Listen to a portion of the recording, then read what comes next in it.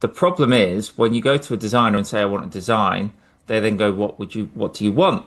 Mm. And that can be the hardest part is explaining to them what you want. Whereas now what I often, the starting point is we will look at obviously what's out there on like the ad libraries and so on, but we'll also put a prompt into a large language model, particularly ChatGPT, and go, create me an ad that does this, and this as a visual, because that's the kind of things I'm looking for. And it'll give me a few starting points to work for so that when I go to the designer, the human that's going to actually make the vision come true for me, we've already got rid of that awkward bit at the beginning because I can give them a brief that's been used by the AI's helped me create and a couple of visuals that kind of help me give them an idea of roughly what we're looking for.